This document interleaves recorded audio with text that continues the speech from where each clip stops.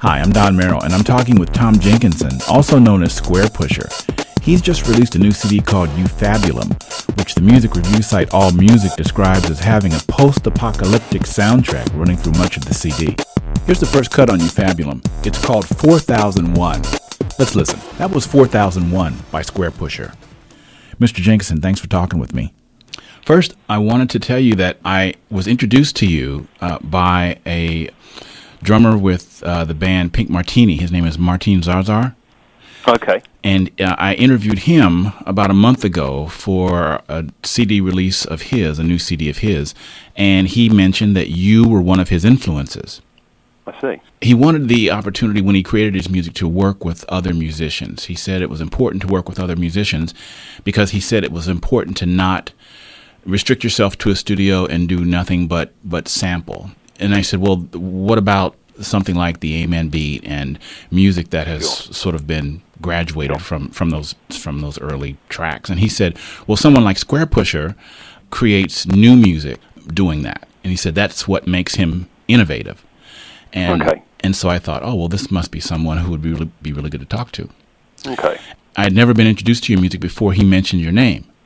Gotcha. And so I've been spending the last couple of days since I knew the interview was confirmed, cramming on your music so I could get an understanding of the type of music that you do.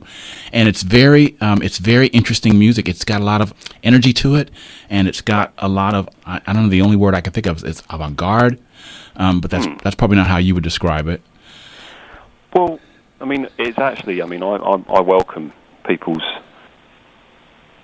attempts to describe it, and actually it's something I tend to try to avoid myself, actually, because I quite like the idea that people kind of are reasonably free to come up with whatever they think about the music, rather than me railroading them into a particular response. I mean, I'm not interested to try and generate a uniform response across the audience. I relish the chance to try to keep, people's own imaginations as part of the equation of assessing my music. So do you think the following that you have is because most of the people who enjoy your music and listen to your music are similar in that way of thinking? They each see your music completely different and unique according to their own tastes and preferences? I mean, again, this is... if I gave you the sort of answer that you probably want to that question, I'd be verging into the world of speculation about what people think. And that's again, it's not something I do. I just like to try to facilitate freedom in response, rather than saying this music has a specific purpose. It's designed to make you feel like this, and if it doesn't, you've misunderstood it. Okay. I mean, apart from anything else, it really is a broad church, my work. It's not, I'm not trying to just explore one particular degree of freedom in music. There's a number of things, I suppose, have remained constants, but I like to think that there are many more things which have been able to remain fluid. Certain concerns have come and gone and come back in my music. Some things have some musical ideas I've just chanced upon and moved on. Others I've investigated more consistently. But it's I suppose, without wanting to make it eclectic in a sort of token way. I mean, it's certainly not trying to be hammer one point home. I'd like the idea that actually one record of mine might almost contradict another one. That they're actually making and actually moving in very different, if not actually opposite directions. Well, that for me is healthy, if nothing else, because that starts to mirror the world of music as a whole, and that's how I see it. I don't see, that's what I sort of see as the vital thing about music, is one of the that it can thrive and thrives on variety, and people doing their own thing rather than behaving themselves, you know. So what do you call behaving themselves? Well, for my mind, it's basically doing what the music market wants you to do, which is basically be a sellable product and to generate something that you can effectively describe with a catchphrase. You know, I mean, if there is one thing I'm trying to do, it's trying to frustrate that, you know, and survive nonetheless, you know, and show that you can be you know, to me, a human being is a kind of a messy thing. You know, it's like everyone has kind of points of view which might kind of, you know, conflict with other points of view they have. You know, it's not like everyone is produce this kind of perfect kind of thing, which you know, where everything they say is always kind of consistent and everything they think is totally consistent with what they thought in the past. People change, you know, people get older, they change, their outlook changes, and that for me is actually one of the definitive things about a human being, one of the things I find valuable and interesting. For me, the market of music is definitely trying to suppress that, and I'm fighting a corner for spontaneity, trying to keep enthusiasm, inspiration, variety, and colour in music alive. Do you find that difficult to do? Because as I listen to you, and I think that kind of broad-based, non-judgmental thinking, you know, of your own work.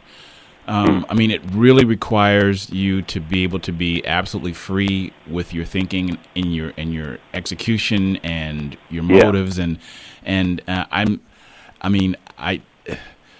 I don't know how many people have that kind of flexibility in their minds, and I would like to think that I have it. And listening to you, I think, God, maybe I need to do some more of that work myself.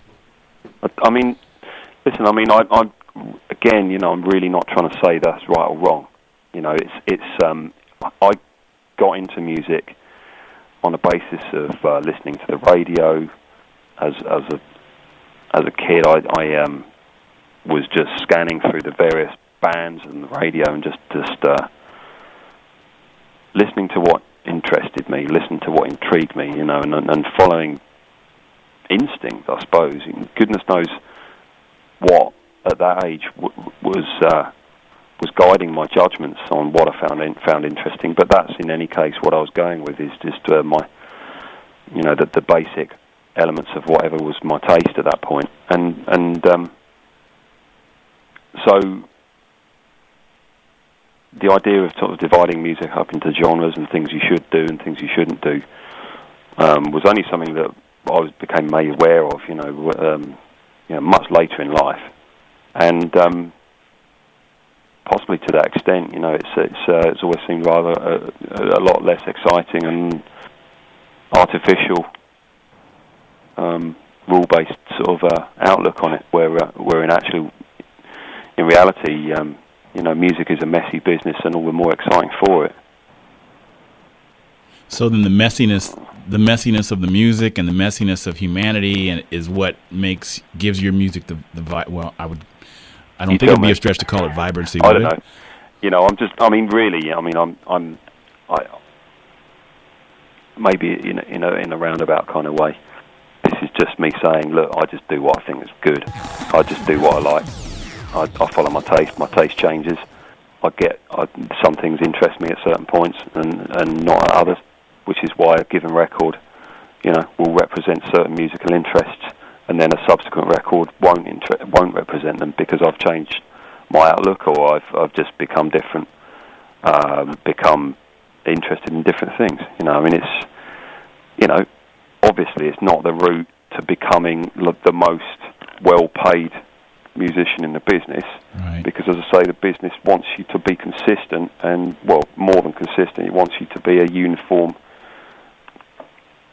music-making device, you know, that makes products that, you know, in order to make products that are easily sellable, they have to be predictable. You have to be able to describe them. You have to be able to convey that in simple terms, and it has to be readily comprehensible. And, you know, I'm nothing against that. in terms of, you know, music. I don't like music that's simple, because I like to think some of, you know, I'm not restricted to making music which is complex. However, you know, my taste often pulls me in that direction. But yeah, I mean, one thing I will certainly never do is just to try to sort of shoehorn it into what, you know, an idea of what I should do. You know, put it this way. I mean, I've proven you can survive without doing it. So why the would you bother? Sorry, I know This is radio. That's okay. I can beep that out. That's all right. I might keep it in my copy though. Exactly. I guess when I hear you, I mean, I think about artists who do exactly what they want to do because it pleases them, and they don't really care about the market. They don't really care about what mainstream tastes are. And Sure. What happens if you produce a track or a CD that the mainstream people just love, and then all of a sudden you are what is the flavor of the day or the flavor of the minute? Sure. Would you say, well, I must have failed because now I'm doing something that the general market loves? No, I don't. No, I don't think like that. I mean, I see that to me is just turning populist thinking on its head, and that's implicitly saying that there's a necessary connection between the amount that music sells and its quality. I just deny that there's any connection. Actually, what can happen, and obviously in the history of music quite frequently has happened, is that music which is quite clearly experimental, and someone going out on a limb and trying out something which is to a degree unprecedented, that has actually become really popular. And if that happens, I think it's brilliant because you get paid. You know, I mean, that's useful. That helps you then go on to keep your experiments, keep it going, because obviously none of it can happen without some degree of finance. You know, and I mean, Miles said something. I can't quote him directly, but you know, why wouldn't you want it to be popular? You know, why wouldn't you? You know, the best case scenario is you're doing what you want and everyone loves it. Second best to that is you're doing what you want. Not everyone loves it, but you're still surviving, you know. And you know, I admit, obviously, you know, I'm yet to have a global number one, but you know, I wouldn't. It wouldn't worry me if I did. I'd be thrilled. You know, I don't have that snobbishness about, you know, popularity. Popularity is simply statistics. You know, it doesn't indicate anything about quality. It tends to be the case that things that are popular are crass, but it's not always the case, and clearly from the history of music, you know, it hasn't been. So. When I was doing my research on you and the work and the music that you've done, a couple of times I ran into John Cage, and it made Cage, sorry, and it made me think, and it made me think about how he tried to do some of the same things with acoustic instruments that you do with electronic instruments and electronic music. Okay. And I was just wondering, do you think that there's a tradition of people who do try to create music that's never been created before in ways that's never been conceived before, and that's a long-standing tradition that'll continue on long past Squarepusher and I mean, that's a very broad question. I'd almost feel reticent to answer it in the space of time we've got. I suppose the history of music and going a long way before people like John Cage is littered with people who have been trying to get to new places musically. And it happens, I suppose, that in the 20th century, the pace of technological progress had picked up to the extent where it was possible to conceive of new instruments, or you know, it was more readily conceivable. You know, a few hundred years before that, and the state of technology and scientific research and general knowledge about the world was not sufficiently advanced that throwing ideas into the air about new instruments was probably particularly useful, you know. And it actually the innovation went into how harmony, structures of music and melody was developed, you know.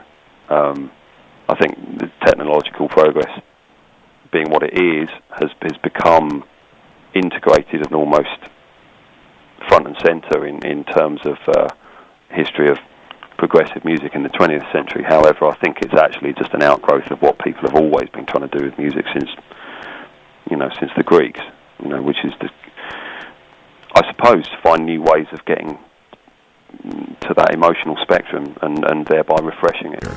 I mean, I'm reticent to call that even an attempt at an answer, because I mean it's that's an extremely broad question. And I'm sorry to ask you these. No, not at all. It's a very interesting. It's fascinating, but it's just. I feel I don't want to insult anyone who's probably that many people have dedicated their lives to thinking about these things.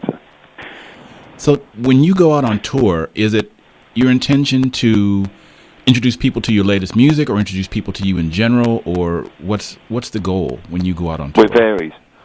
The basic mechanism is that, without wanting to sound crass, gigs are fun, or most of the time they can. That's a good reason. Actually, they're quite the opposite, but generally they are, and there is a basic, and gigs, I suppose, are the point where I become most conscious and most committed, I suppose, to trying to generate some kind of form of entertainment. That said, there have been various outlooks embodied in what I'd call my live shows have been over the years. I mean, at this current point, for example, I'm working strictly with new material. I'm not giving any overview or references really to what I've done in the past.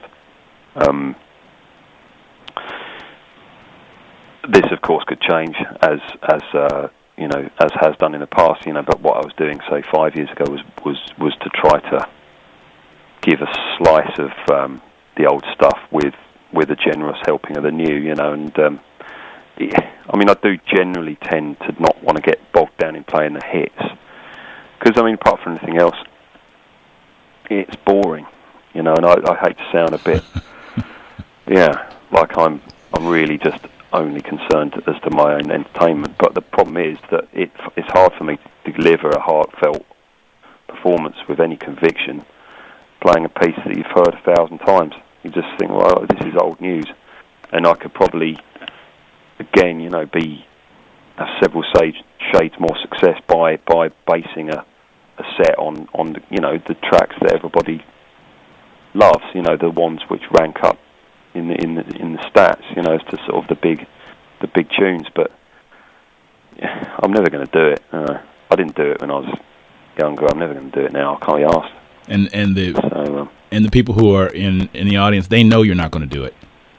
Well, I mean, I've gigged in America. People know me. People know what I'm like. I hope. And I it's partially out of respect for my audience that I don't just treat them as if they're a bunch of people who want to consume the same old stuff time and time again. Right. It's not just a one-way thing for me, that I'm just trying to stay interested at the expense of everybody else's enjoyment. It's for me at least. I think that it's a potentially exciting thing to go to a show and see something new.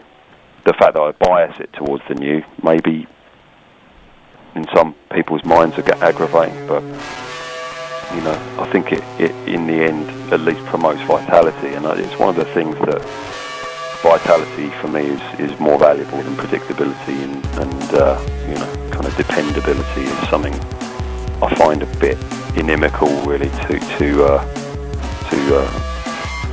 musical endeavour.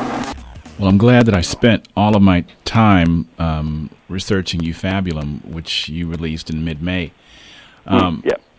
And so that's going to be mostly the subject of the music that you play when you...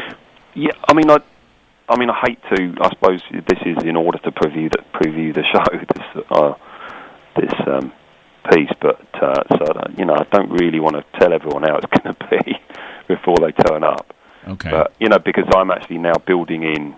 There's a second element to the set, which is not the album, which is actually entirely new. So and that actually is of a quite different. It represents a fairly different outlook, really, to the one which is embodied in the album. So, I'm going to refrain from trying to summarise it entirely, but Okay. Well, and I, like I said, I'm not trying to get you to do anything that you don't want to do. When I was trying to set this interview up, I got the impression from your agent that the intention was sort of to preview the show, but yes, I want to have I want this to be a good conversation that the audience enjoys, and I don't want it to be anything that you don't want it to be. So precisely, yeah. I mean, I think again, it's the same for me. It's similar, really, with conversations as it is with making music. That if you have a sort of an agenda set out that you're rigorously stuck to, you kind of end up you're more likely to end up with stale material, because everyone's doing what they think they should do and kind of just trying to slot themselves along a set of railway tracks. I mean, it's not that, for me, doesn't always bring out the best in a human being. So when you tour, do you tour alone normally? I mean, in sense of me being on stage, I mean, I'm generally performing alone. Yeah, I mean, I've had the last tour I was working with a drummer, but this time round I'm back on my own. Yeah. I was looking at some of the titles to some of the songs on Ufabulum, and I was curious about some of them. Well, yeah, I mean, there's no strict pattern. Ufabulum itself was constructed out of a bunch of. I mean, I'll take words apart, for example, just into syllables and rearrange them, see what sounds come out. Ufabulum happens to have been constructed in that way. It's a sound, I suppose, I found pleasing. Other tracks will make more specific references to things which inspired the piece. Other tracks will refer to something maybe in an obtuse way to something more technical. Something about how the track was made. There's any number of things, and there's no rule specifically as to what I'll use for a given album. It's just, I hate to say it, and I'm not trying to mystify it, but it's just what seems right really often. It's just like that sits right. That just sounds good for that track. You're obviously in a different world really when you're trying to come up with titles for tracks which have no vocal content. You've got no verse, you've got no kind of chorus from which you can extract the kind of anthemic title, the line which summarises the song. There isn't that to base the title on. So yeah, you're immediately in a slightly more sort of abstract sort of territory, I suppose. Was that always your intention to not include vocals in your music? No, I mean I have made music with vocals, and it's generally been the pattern that I haven't, but I have done that in various ways. But I've always been stuck with the fact that I'm no real singer. I don't have that string to my bow. And I've made inroads into working with other vocalists, but nothing so far has really kind of. I've not found any of it sufficiently satisfactory to put it out. So it's. I mean, the human voice. I mean, I feel that it's the supreme instrument, really, and something I kind of, I suppose, would like to be able to do, but so I use my voice, but in the ways that it seems to work, which is not all of them. In terms of what you'd expect to hear on pieces of music, I've done pieces with what you might call a spoken word,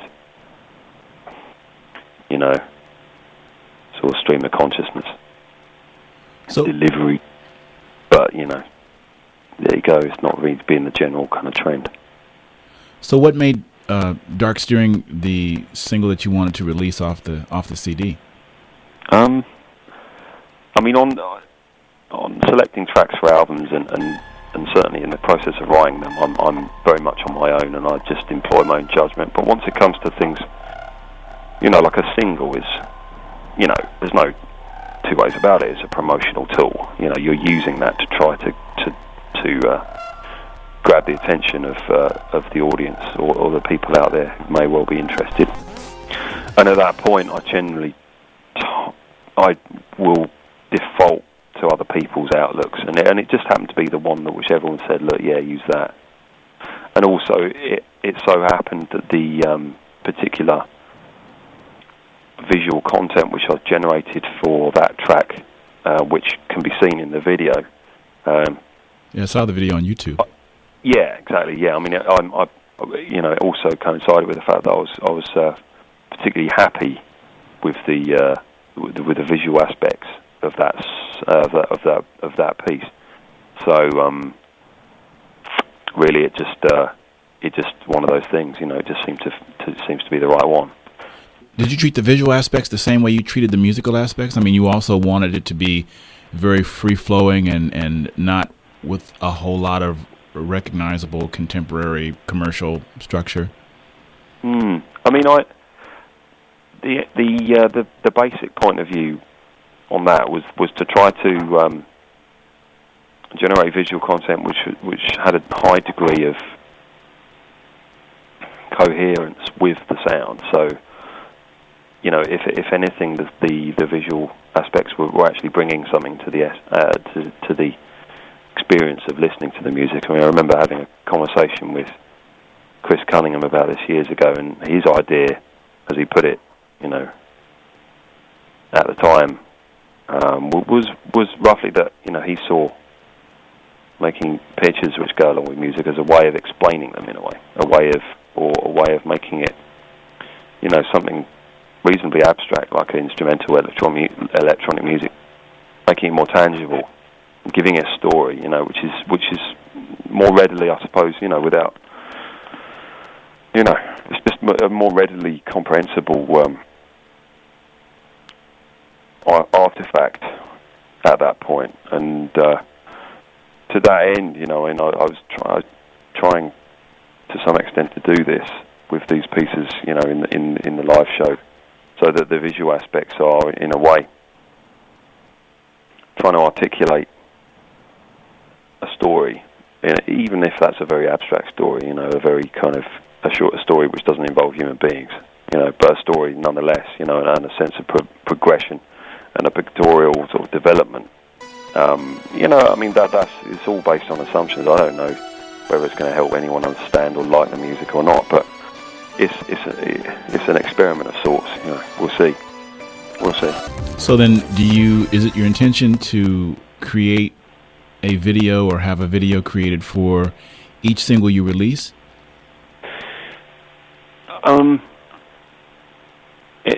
Of late, it tends to be, it's tended to be the pattern. But I mean, if there was no clear idea as to what to do, I wouldn't do it for the sake of it, or get in a third party, give them a load of money and go, do your best to make my music popular. I'd just say, well, if there's no obvious or clear idea, let's not force it. Let's not bother. Right. Let's not force it. I mean, it tends to be the case that people use visual supplement to music in order to promote it. That doesn't necessarily mean it's always the right thing to do. Right. Although, let's face it probably means that if you don't, it's going to get less attention. Who knows? But one thing I'd say, I wouldn't sort of try and gain that attention at the expense of relevance and appropriateness. For me, that would be the wrong thing to do. Right. Because I would guess there's plenty of examples of people who thought that a poor song could be saved by a great video. Of course. Well, that's very true, and as often happened, I just don't want to be the occasion for it. Right.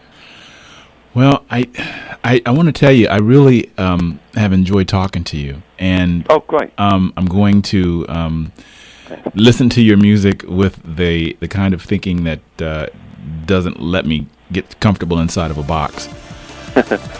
Well, I mean, you approach it however you want, mate. That's what I'm saying. Make of it what you will. Okay. Thank you very much, Mr. Jenkinson. Thank you. Bye-bye. Cheers. Bye. I'm Don Merrill, and I've been talking with Tom Jenkinson, also known as Squarepusher. He's just released his 15th album called Ufabulum. Thanks for listening.